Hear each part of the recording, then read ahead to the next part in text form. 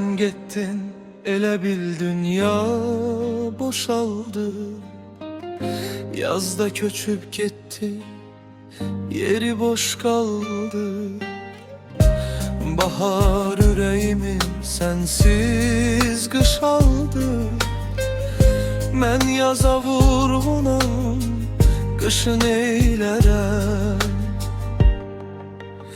Niye yaşayıram ben, niye sensiz?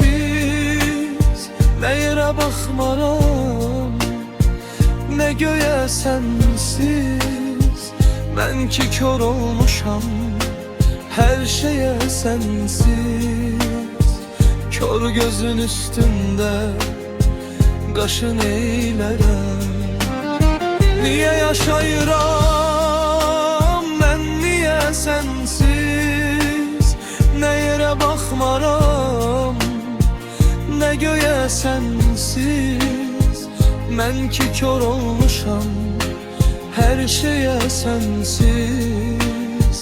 Kör gözün üstünde kaşın eylərəm.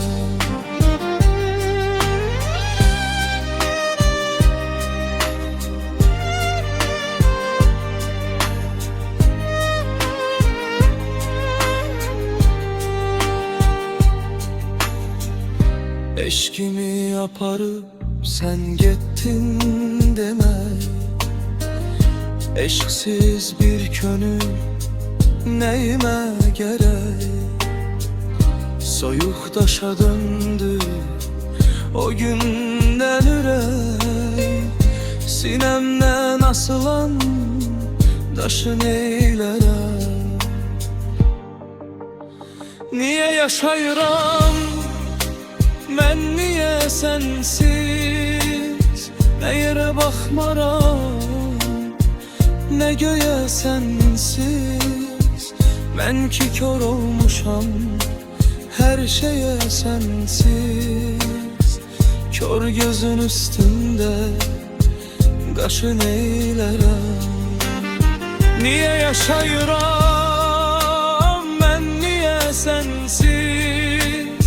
Ne yere bakmaram, ne göğe sensiz. Ben ki kör olmuşam, her şeye sensiz. Kör gözün üstünde kaşın eylərəm. Həmişə ayrıyıq gece gündüzü. Birimiz tepeyik, birimiz düzük. Üstünün kaşıyla tanmar üzük. Eğer üzük yoksa kaşın eylərəm. Niye yaşayıram ben, niye sensiz? Ne yere bakmaram, ne göğe sensiz. Ben ki kör olmuşam, her şeye sensiz. Kör gözün üstünde kaşın eylərəm. Niye yaşayıram ben, niye sensiz? Ne yere bakmaram, ne göğe sensiz. Ben ki kör olmuşam, her şeye sensiz. Kör gözün üstünde kaşın eylərəm.